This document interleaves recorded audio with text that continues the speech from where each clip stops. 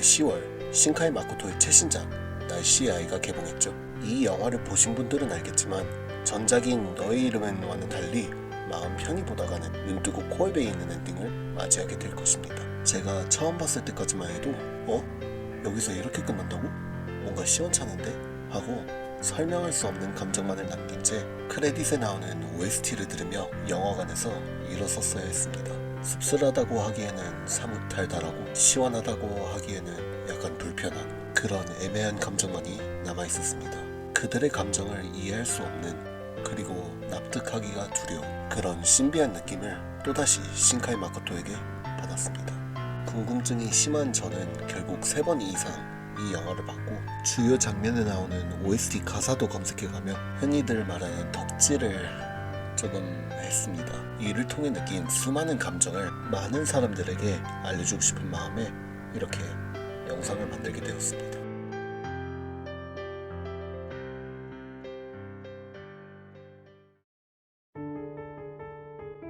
이 영화에 대해서 이야기하려 하면 대체 어디서부터 시작해야 할까요? 우선 간단히 말씀드리자면 날씨의 아이는 너의 이름은처럼 대중을 만족시킬 만한 스토리는 절대 아니라고 생각합니다. 대중들이 원하는 이야기는 주로 단순한 이야기들이에요. 선행을 하는 인물들에겐 행복을, 그리고 악행을 하는 인물들에겐 불행을 선사하고 그렇게 모두가 행복해지는 결말이 있는 그런 단순한 스토리들 말이죠.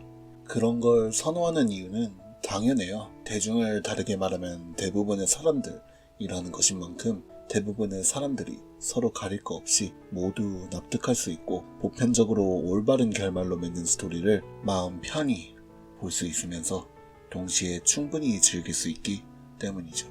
너의 이름은의 엔딩만 봐도 관객들에게 씁쓸한 감정이 남기는커녕 사라질 운명이었던 마을을 통째로 구해주고 인명 피해는 하나도 없으며 심지어 그 대단한 일을 한 주인공들은 그토록 찾던 서로를 마지막에 찾기까지 하는 모두가 행복해지는 이야기였죠. 사랑의 힘만으로 움직이는 캐릭터들의 감정은 이해하기 엄청 쉬웠고 아무런 디메리트나 죄값이 없는 결정들에 캐릭터들에게 몰입을 하기에 너무나도 편했죠.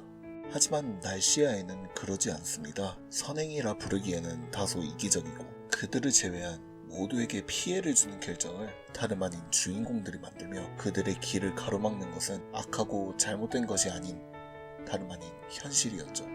시원하게 잘 봤다 라고 말할 수 없는 엔딩을 선사해주며 그 엔딩을 결정하는 주인공들의 마음가짐도 이해하기가 힘듭니다. 모두에게 행복한 마무리를 선사해주는 너의 이름은 엔딩과는 달리 날씨의 아이에서는 뚜렷한 차이를 보여주었습니다. 사실 신카이 마코토에 대해 많이 아시는 분들은 너의 이름은에선 그가 기존에 갖던 특유의 씁쓸함이 없었던 것을 눈치챌 수 있었을 것입니다. 그의 다른 작품들인 언어의 정원, 그리고 초속 5cm만 봐도 잘 나타나는 느낌이었죠. 똑같이 사실주의적 애니메이션을 이용한 영화들임에도 불구하고 이 두 영화는 왜 너의 이름은만큼 흥행하지 못했을까요? 저는 아무래도 가장 큰 이유가 관객과 캐릭터 간의 공감성을 느끼게 할 만한 요소가 부족한 것이 크지 않았나 싶습니다. 현실적인 그림체에 덧붙여서 드라마틱한 스토리 전개보다는 잔잔하고 언제든지 현실에서도 일어날 법한 스토리들만을 이용했죠. 거기에 일부러 내 자신을 투영할 수 있게끔 주인공들에게 개성적인 성격을 주기보다는 누구든지 공감할 만한 평범한 성격을 부여했죠. 하지만 잘만 맞을 것 같던 두 개의 공감적 요소가 오히려 서로를 깎아내리는 몰입성 요소가 되어버린 것입니다. 드라마틱한 요소가 너무나도 부족한 스토리 속에선 주인공들이 내릴 수 있는 중요한 결정과 각오가 적었고 현실적인 선택만을 고르는 이야기 속에선 개성이 없는 캐릭터들만이 가질 수 있는 장점을 살리지 못하고 오히려 없애는 스토리 전개가 되어버렸다고 생각합니다.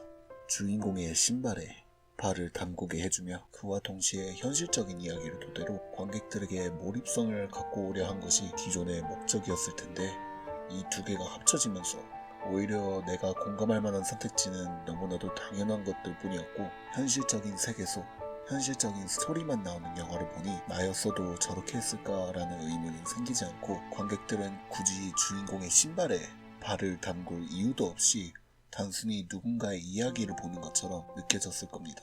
사실 딱히 공감을 하지 않아도 되는 영화들도 있고 그런 영화들이 성공하는 사례도 엄청 많습니다.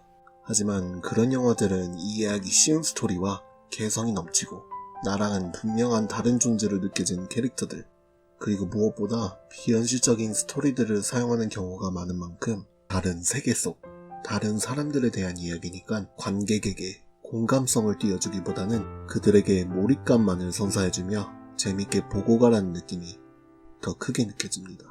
하지만 신카이 마코토는 몰입감뿐만이 아닌 공감성을 느낄 수 있게끔 하려 했던 것 같습니다. 그렇기에 현실적인 애니메이션을 그리고 현실적인 스토리를 이용해 왔던 것이 아닐까요? 그랬던 신카이 마코토의 특유 색깔이 변하기 시작했습니다.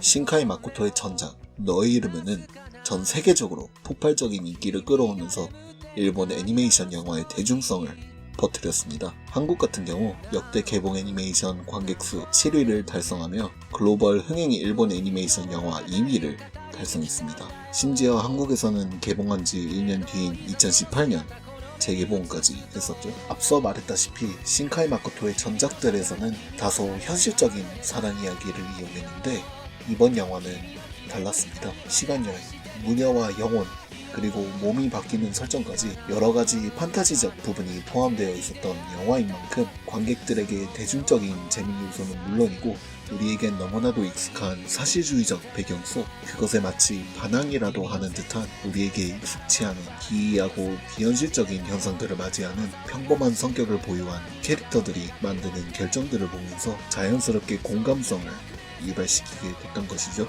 나였으면 어떻게 했을까? 내가 타키였으면 저렇게까지 각오를 가질 수 있었을까? 혹은 내가 미치아였으면 저렇게까지 필사적으로 움직일 수 있었을까? 같은 질문들이 자연스럽게 나오면서 드디어 주인공의 입장이 되어서 생각을 해볼 수 있었죠.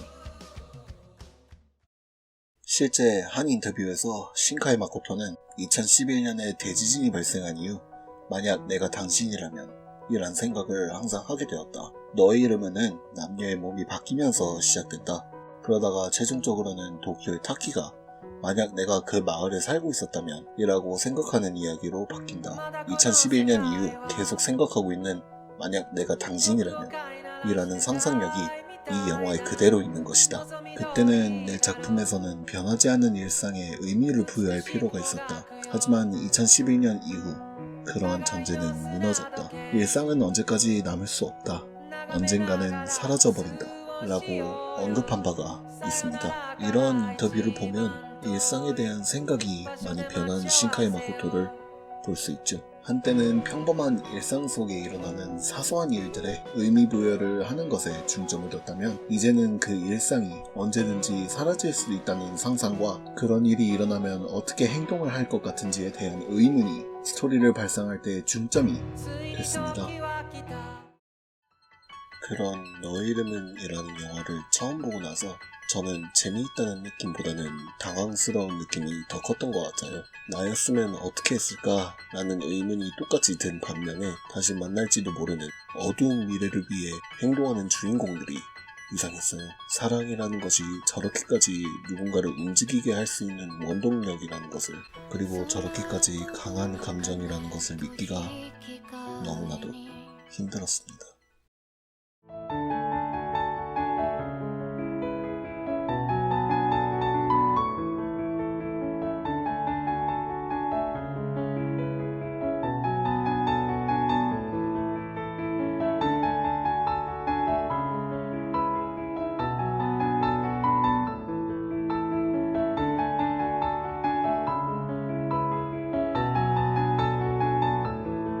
사랑이라는 감정을 풀어서 설명하려 하면 과연 어떻게 설명해야 할까요?